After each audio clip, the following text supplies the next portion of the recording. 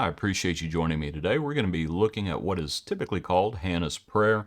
Our hymn today is called Now from the Altar of My Heart. Now from the altar of my heart, let sweetest incense rise. Assist me, Lord, to offer up mine evening sacrifice. Appreciate it, Lee. Verse 2, Awake my love, awake my joy, awake my heart and tongue. Sleep not when mercies loudly call, break forth into a song. Verse 3, This day God was my sun and shield, my keeper and my guide. His care was on my frailty shown, his mercies multiplied. Lord of my time, whose hand hath set a new time upon my score, then shall I praise for all my time, when time shall be no more. Lovely hymn. We're looking in 1 Samuel chapter 2 today. Let me make it a little bit bigger, perhaps make it easier for you to see. At the end of chapter 1, Samuel was born, and now in chapter 2, and dedicated to the Lord as well, as Hannah had promised. Chapter 2, verse 1, And Hannah prayed and said, My heart rejoices in the Lord. My horn is exalted in the Lord. I smile at my enemies because I rejoice in your salvation. You know, I was just thinking about that idea of being able to smile at your enemies. And I don't think it's a sneer of a smile. And I don't think it is ignoring adversaries. Remember, Hannah had an adversary, her adversary who tormented her. But because of the Lord's blessings, she was, and let's actually go back and look. Do you remember what is said in chapter 1? Let's see. In chapter 1, as Hannah has prayed, and she goes her way, and her face was no longer sad. And, of course, then you have Samuel being born. Okay, so just the idea that because we are at peace with the Lord, because of the Lord's blessings, because the Lord is with us, we can smile at our adversaries. We can come up to the New Testament and practice what the Lord said about loving our enemies, doing good unto them, praying for them, blessing them, all of those things. We can do that. And we can pursue peace, and we do not have to be, even in the face of our adversaries, because of the promises that have been made, because of the Lord's blessings. Let me give you an example. Paul and Silas are in prison, and what are they able to do? They're able to sing to the Lord.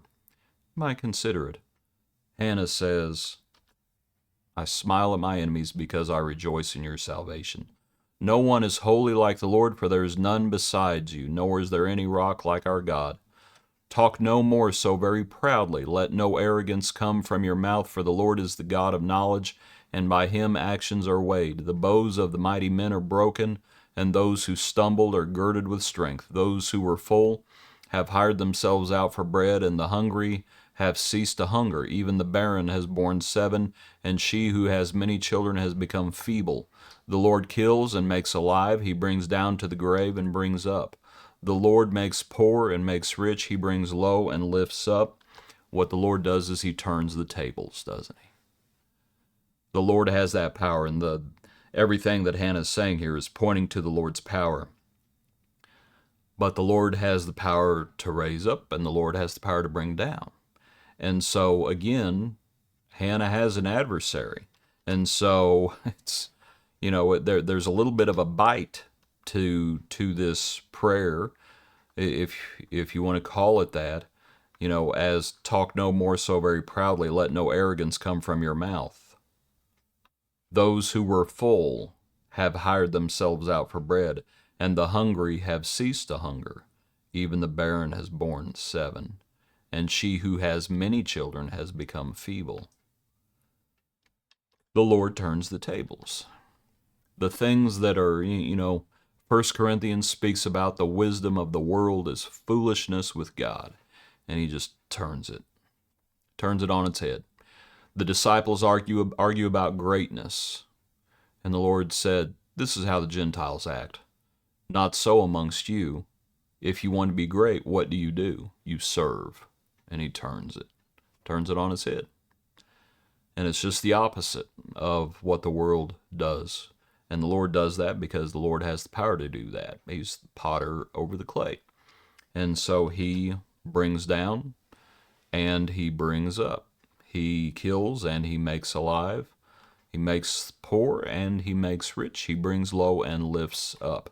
He raises the poor from the dust and lifts the beggar from the ash heap to set them among princes and make them inherit the throne of glory. For the pillars of the earth are the Lord's, and he has set the world upon them. Verse 9, he will guard the feet of his saints, but the wicked shall be silent in darkness, for by strength no man shall prevail. How are we preserved? How are we saved? It's not by strength of man. We are saved by grace. That is how we are, as we think about his guidance, we think about the grace of God that brings salvation has appeared to all men, teaching us. The Lord guides us, the Lord guards us, and we are saved by grace through faith. He will guard the feet of his saints, but the wicked shall be silent in darkness. You know, I wonder if all of this is not inspired as well as messianic because of verse 10. The adversaries of the Lord shall be broken in pieces. From heaven he will thunder against them. The Lord will judge the ends of the earth. He will give strength to his king and exalt the horn of his anointed. And I wonder if it's not messianic because this is before the time of the kings. And so I wonder if it's not pointing towards the Christ, Lord of lords, King of kings. My considered. The altar, now from the altar, go back to our hymn again. Now from the altar of my heart, awake my love, awake my joy, awake my heart and tongue. Sleep not when mercy's loudly called, break forth into a song.